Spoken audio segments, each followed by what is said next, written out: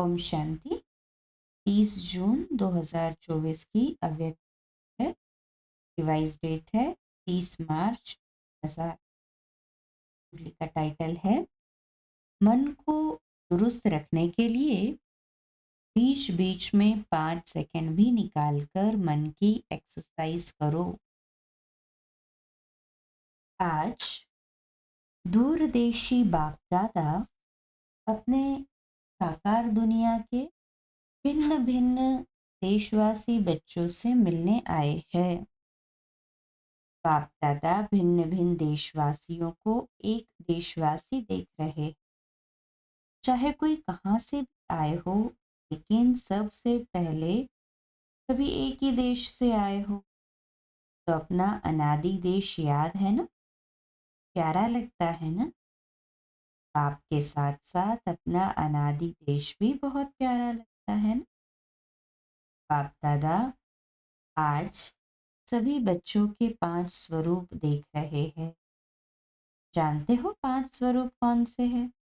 जानते हो ना, 5 मुखी ब्रह्मा का भी पूजन होता है। तो बाप दादा सभी बच्चों के 5 स्वरूप देख रहे। पहला अनादि ज्योति बिंदु स्वरूप, याद है ना अपना अनादि स्वरूप, भूल तो नहीं जाते। दूसरा है आदि देवता स्वरूप, पहुंच गए देवता स्वरूप में, याद है ना अपना स्वरूप, भूल तो नहीं जाते। तीसरा है मध्य में पूज्य स्वरूप, वह भी याद है। आप सबकी पूजा होती है या भारतवासियों की होती है? आपकी पूजा होती है। कुमार सुनाओ, आपकी पूजा होती है। तो तीसरा है पूज्य स्वरूप। चौथा है संगम योगी ब्राह्मण स्वरूप और लास्ट में है फरिश्ता स्वरूप। 5 ही रूप याद आ गए। अच्छा, 1 सेकेंड में ये 5 ही रूपों में अपने को अनुभव कर सकते हो। 1 2 3 4 5 कर सकते हो। ये 5 ही स्वरूप कितने प्यारे हैं। जब चाहो जिस भी रूप में स्थित होने चाहो, जा और अनुभव किया। यही रूहानी मन की एक्सरसाइज। आजकल सभी क्या करते, एक्सरसाइज करते हैं ना। जैसे आदि में भी आपकी दुनिया में अर्थात सतयुग में नेचुरल चलते फिरते भी एक्सरसाइज, खड़े होकर के 1 2 3 एक्सरसाइज नहीं। तो अभी अंत में भी बाप दादा मन की एक्सरसाइज कराते। जिस स्थूल इसके लिए टाइम नहीं चाहिए, 5 सेकेंड कभी भी निकाल सकते हो या नहीं। ऐसा कोई बिजी है जो 5 सेकेंड भी नहीं निकाल सके? है कोई तो हाथ उठाओ। फिर तो नहीं कहेंगे क्या करे, टाइम नहीं मिलता, ये तो नहीं कहेंगे ना। टाइम मिलता है तो ये एक्सरसाइज बीच बीच में करो। किसी भी कार्य में हो 5 सेकेंड की ये मन की एक्सरसाइज करो, तो मन सदा ही दुरुस्त रहेगा, ठीक रहेगा। बाप दादा तो कहते हैं हर घंटे में ये 5 सेकेंड की एक्सरसाइज करो। हो सकती है, देखो सभी कह रहे हैं हो सकती। याद रखना, ओम शांति भवन याद रखना, भूलना नहीं। तो जो मन की भिन्न कंप्लेन है, क्या करे मन नहीं टिकता, मन को मण बना देते हो। वजन करते हैं ना, पहले जमाने में पाव शेर और मण होता था, आजकल बदल गया है। तो मन को मण बना देते हैं बोझ वाला, और ये एक्सरसाइज करते रहेंगे तो बिल्कुल लाइट हो जाएंगे, ह्रास हो जाएगा। ब्राह्मण शब्द याद आए तो ब्राह्मण जीवन के अनुभव में आ जाओ। फरिश्ता शब्द कहो तो फरिश्ता बन जाओ। मुश्किल है नहीं ना? कुमार बोलो बड़ा मुश्किल है? आप फरिश्ते हो या नहीं? आप ही हो या दूसरे? कितने बार फरिश्ते बने हो? अनगिनत बार बने हो ना, आप ही बने हो। अच्छा, अनगिनत बार की हुई बात को रिपीट करना क्या मुश्किल होता है? कभी कभी होता है। अभी ये अभ्यास करना, कहाँ भी हो, 5 सेकंड मन को घुमाओ, चक्कर लगाओ। चक्कर लगाना तो अच्छा लगता है ना टीचर्स, ठीक है ना? राउंड लगाना आएगा? बस राउंड लगाओ, फिर कर्म में लग जाओ।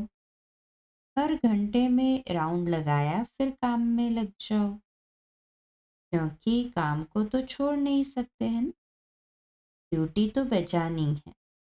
लेकिन 5 सेकंड, 5 मिनट भी नहीं, सेकंड नहीं निकल सकता है? निकल सकता है। यूएन की ऑफिस में निकल सकता है। मास्टर सर्वशक्तिमान हो तो मास्टर सर्वशक्तिमान क्या नहीं कर सकता? बाप दादा को एक बात पर बच्चों को देख करके मीठी मीठी हंसी आती। किस बात पर? चैलेंज करते हैं, पर्चा छपाते हैं, भाषण करते हैं, कोर्स कराते हैं। क्या कराते हैं?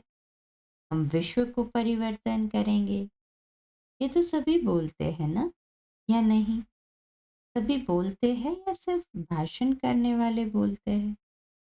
तो एक तरफ कहते हैं विश्व को परिवर्तन करेंगे, मास्टर सर्वशक्तिमान है, और दूसरे तरफ अपने मन को मेरा मन कहते हैं, मालिक है मन के और मास्टर सर्वशक्तिमान है। फिर भी कहते हैं मुश्किल है। तो हंसी नहीं आएगी? आएगी ना हंसी। तो जिस समय सोचते हो मन नहीं मानता, उस समय अपने ऊपर मुस्कुराना। मन में कोई भी बात आती है तो बाप दादा ने देखा है, 3 लकीरें गाई हुई है। एक पानी पर लकीर, पानी पर लकीर देखी है, लगाओ लकीर तो उसी समय मिट जाएगी। लगाते तो है। तो दूसरी है किसी भी कागज पर, स्लेट पर, कहाँ भी लकीर लगाना। और सबसे बड़ी लकीर है पत्थर पर लकीर। पत्थर की लकीर मिटती बहुत मुश्किल है। तो बाप दादा देखते हैं कि कई बार बच्चे अपने ही मन में पत्थर की लकीर के मुआफिक पक्की लकीर लगा देते हैं, जो मिटाते हैं लेकिन मिटती नहीं है। ऐसी लकीर अच्छी है? कितना बारी प्रतिज्ञा भी करते हैं, अब से नहीं करेंगे, अब से नहीं होगा, लेकिन फिर परवश हो जाते हैं। इसलिए बाप दादा को बच्चों पर घृणा नहीं आती, रहम आता है। परवश हो जाते हैं तो परवश पर रहम आता है। जब बाप दादा ऐसे रहम से बच्चों को देखते हैं तो ड्रामा के पर्दे पर क्या आ जाता है?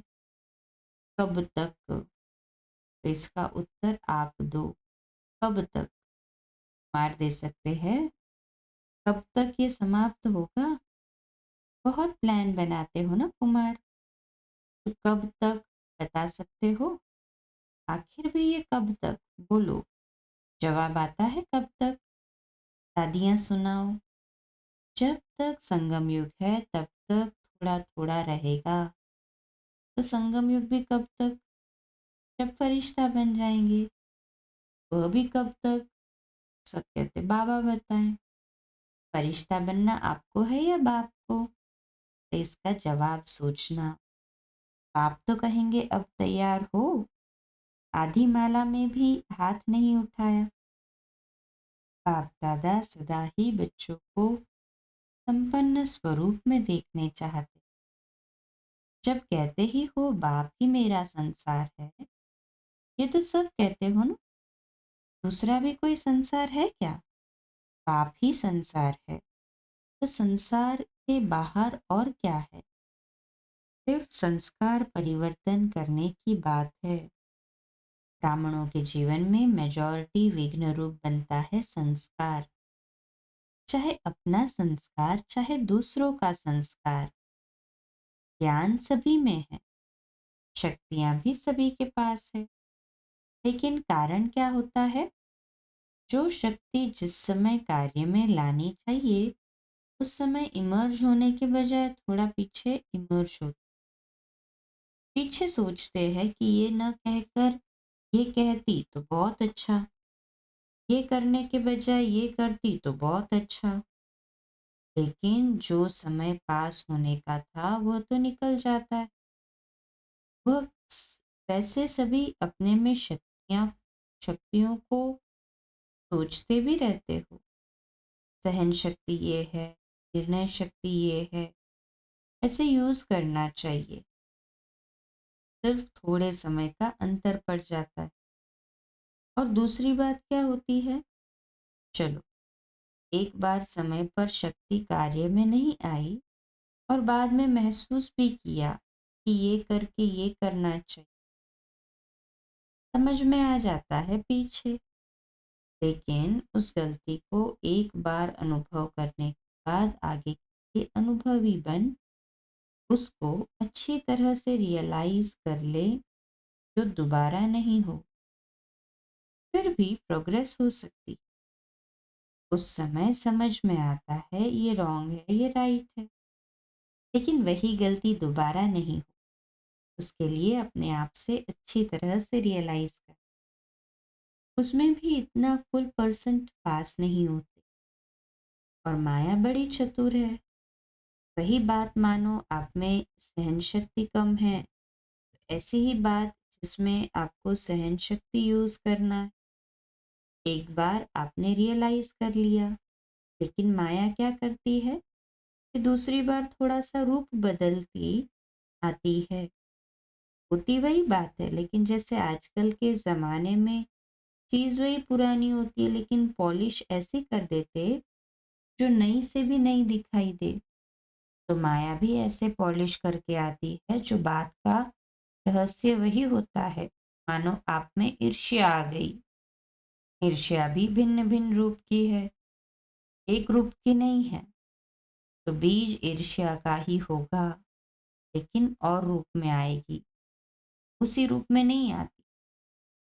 कई बार सोचते हैं कि ये बात पहले वाली तो वही थी ना, ये तो बात ही दूसरी हुई ना। लेकिन बीज वही होता है, सिर्फ रूप परिवर्तित होता है। उसके लिए कौन सी शक्ति चाहिए? परखने की शक्ति। इसके लिए बाप दादा ने पहले भी कहा है कि दो बातों का अटेंशन रखो। एक सच्ची दिल, सच्चाई। अंदर नहीं रखो, अंदर रखने से गैस का गुब्बारा भर जाता है और आखिर क्या होगा? फटेगा ना। सच्ची दिल। चलो, आत्माओं के आगे थोड़ा संकोच होता है, थोड़ा शर्म आता है, पता नहीं मुझे किस दृष्टि से देखेंगे।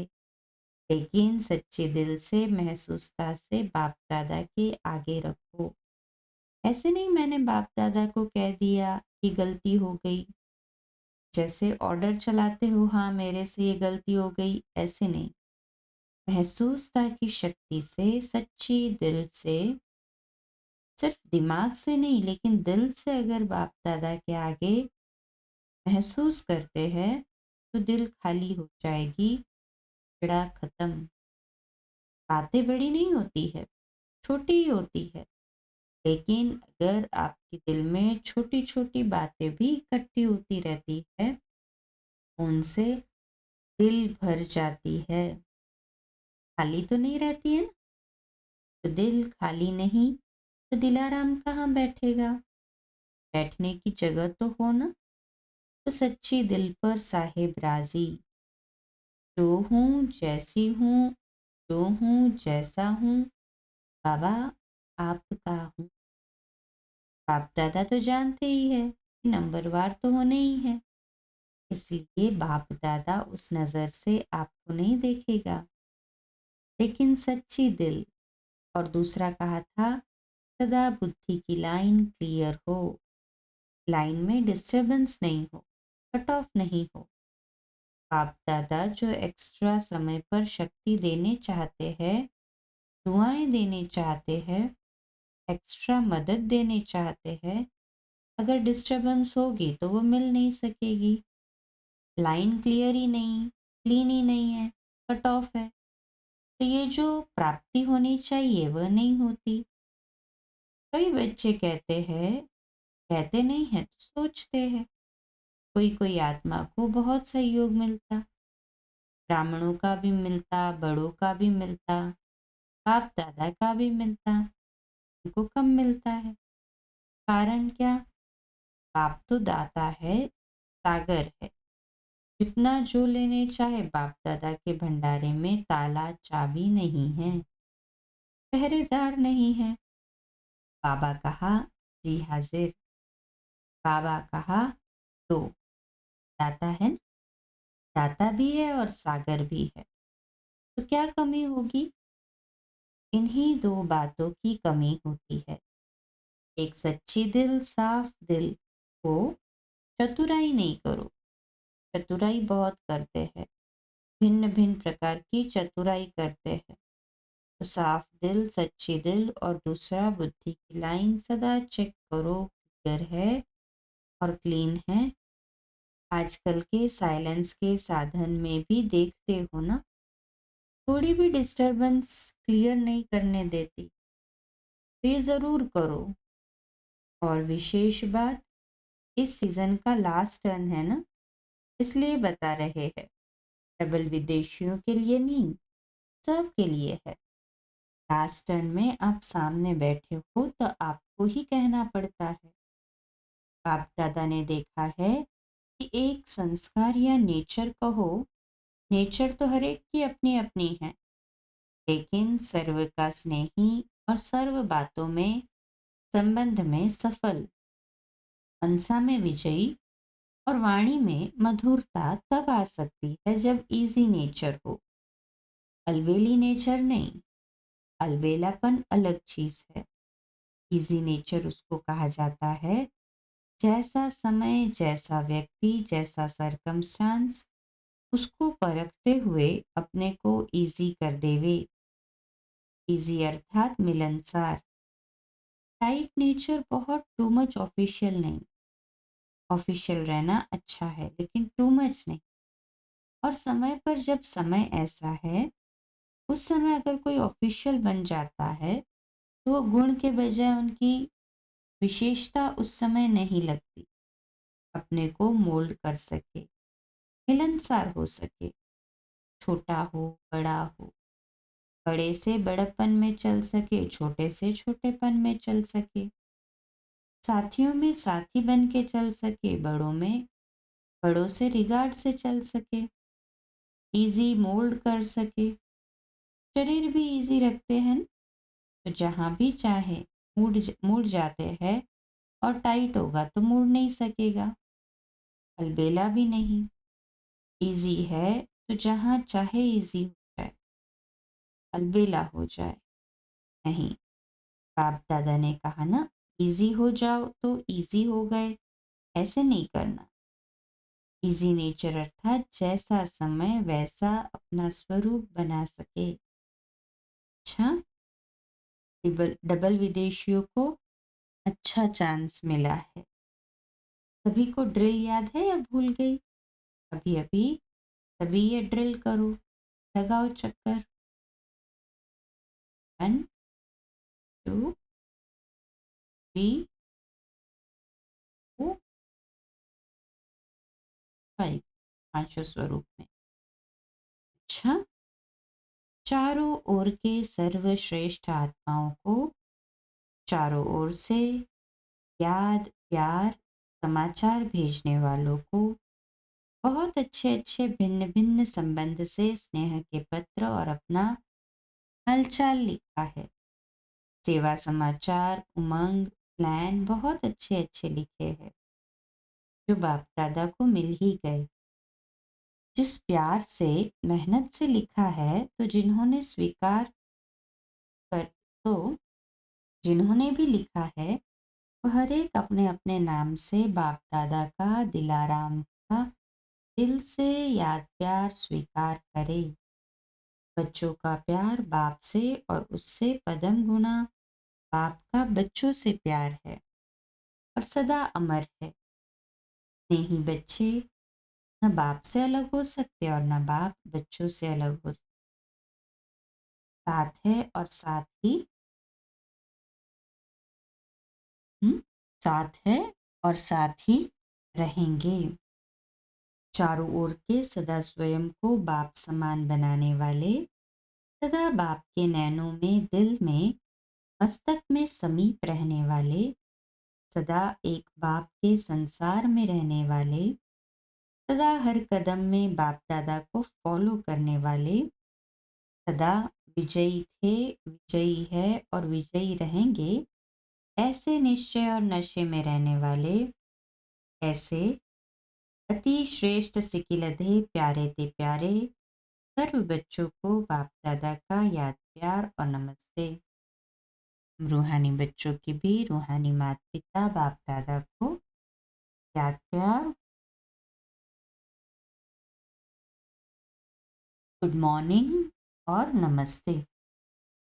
बाबा वाह, शुक्रिया बाबा, शुक्रिया।